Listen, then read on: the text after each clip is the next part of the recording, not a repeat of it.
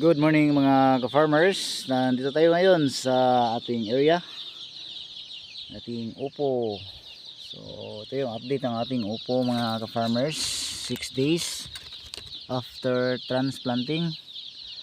So makita nyo palaging basa yung lupa na nakapaligid sa ating tanim mga ka-farmers. So sa tuwing tag-init, extreme na tag-init mga ka-farmers, so sekreto lang po sa ating tanim, dapat yung lupa na nakapaligid sa ating tanim ay palaging basa. Yan lang po ang sekreto mga ka-farmers.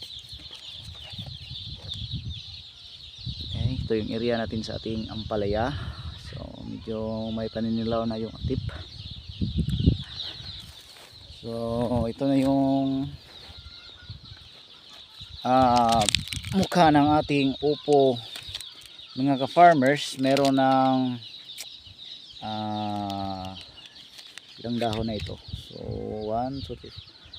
Okay, so coming 5 leaves na mga ka-farmers. Yung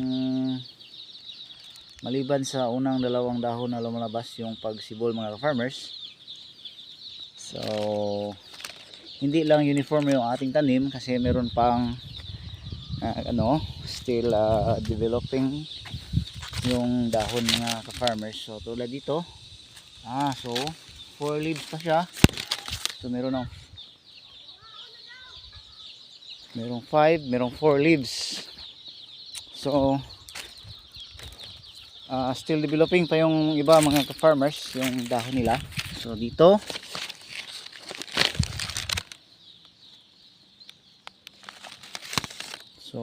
bukas mga ka-farmers magpatikim na tayo ng unang pagkain ng ating upo mga ka-farmers. So magamit tayo bukas ng Unique 16. So hanggang doon yung ating area, hanggang sa ibaba mga ka-farmers. Yan, doon ng cluster ng ating upo. So every other day tayong nagpapatubig dito mga ka-farmers. So para sa akin maganda sana kung araw-araw tayong papatubig, pero meron pa si ampalaya, so meron pa si upo. So divide na lang natin yung oras natin mga ka-farmers.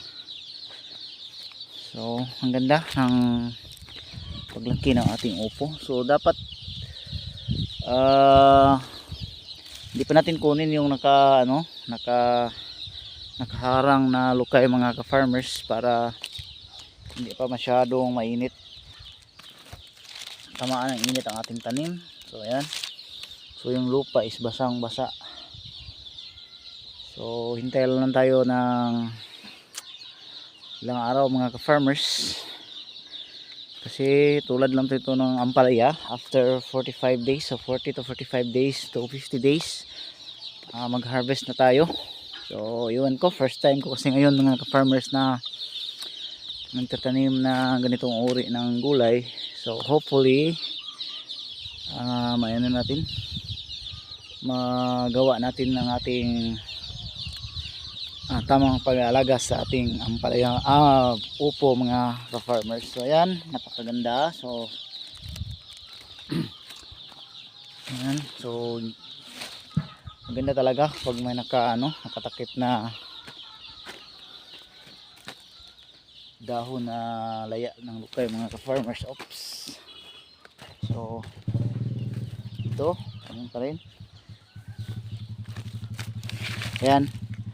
So very young age mga ka-farmers, dapat ano ba yung gawin natin dito para ma-develop yung magandang paglaki ng ating tanim mga ka-farmers. So dito vegetative stage ang tawag dito mga ka-farmers. So i-develop natin yung roots at saka yung dahon.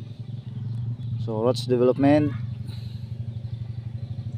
gamit tayo ng Unique 16 dito bukas mga ka-farmers. Then maintain muna natin every 4 days, pakain tayo dito. So ganito din yan. So buong area mga farmers, isang lata ng Mayumi F1 hanggang doon sa area ng ating ampalaya. Tayo po ay nagtatanim na doon ng upo. So pinahabol na natin yung upo mga farmers. Kung sakali man mag-off na yung ampalaya natin, so mayroon tayong pahabol na panibagong tanim na upo mga ka-farmers. So sa ngayon, yun lang po yung update natin after 6 days. So bukas mag 7 days mga ka-farmers. Doon na tayo magpakain ng 7 days para bigla itong dumami yung dahon mga farmers. Basta may tubig lang tayo every day or every other day. Kung hindi kaya every day, kaya nating palakihin at may manage ng maayos ang ating tanim mga farmers. So yun na po muna.